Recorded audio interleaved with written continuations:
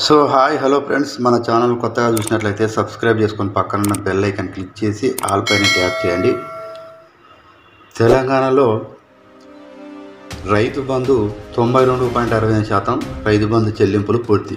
ఎన్నికల తర్వాత రైతు భరోసా అమలు.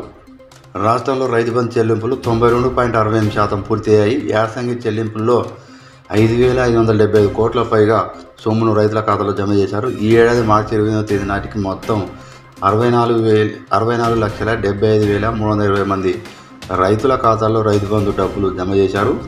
92.65% రైతు బంధు డబ్బులు అయితే చెల్లింపులు పూర్తి జమ చేశామని కూడా వ్యవసాయ శాఖ ప్రకటించింది. 5 ఎకరాల్లో భూములున్న రైతులందరికీ రైతు బంధు చెల్లింపులు పూర్తయ్యాయి. దీనితో 1,11,49,534 ఎకరాలకు యాసంగి సీజన్ అనేది రైతు బంధు సాయం అందించింది. ఇప్పటి వరకు జరిగిన చెల్లింపుల ప్రకారం ఒక ఎకరంలోపు ఉన్న రైతులు 22,24,870 మంది కాగా 2 ఎకరాల లోపు ఉన్నటువంటి రైతులు 15,72,675 మంది ఉన్నారు.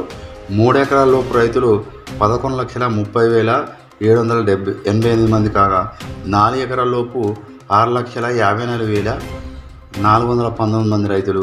5 ఎకరాల లోపు ఉన్నటువంటి రైతులు 4,92,565 మంది రైతుల ఖాతాల్లో ఈ రైతు బంధు డబ్బులు అనేది జమ చేయడం అయితే జరిగింది.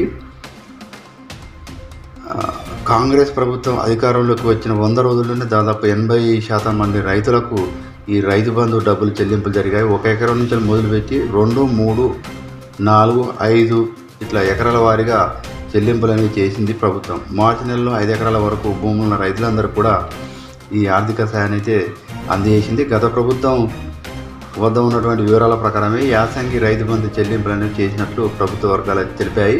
అయితే గత ప్రభుత్వం ఇచ్చినట్టు గుట్టలు, కొండలు, రోడ్లు వెంచర్ చేసిన భూములకు రైతు బంధు ఇచ్చేది లేదని కూడా ముఖ్యమంత్రి రేవంత్ రెడ్డి ఇప్పటికే పలుమార్లు ప్రకటించిన విషయం తెలిసిందే. ప్రభుత్వం సొమ్ము దుర్వినియోగం కాకుండా అర్హులైన వారికే లబ్ధి చేకూర్చాలని ఆయన వ్యవసాయ శాఖ ఆదేశించారు. త్వరలోనే రైతు భరోసా పథకం అమలు చేయాలని కూడా ప్రభుత్వం భావిస్తుంది. అయితే పార్లమెంట్ ఎన్నికల తర్వాత దీన్ని అమలు చేసే యోచన ఉన్నది ప్రభుత్వం. సో ఇలాంటి లేటెస్ట్ న్యూస్ మీకు రావాలంటే సబ్స్క్రైబ్ చేసుకొని పక్కన బెల్ ఐకాన్ క్లిక్ చేసి ఆల్ పైన ట్యాప్ చేయండి.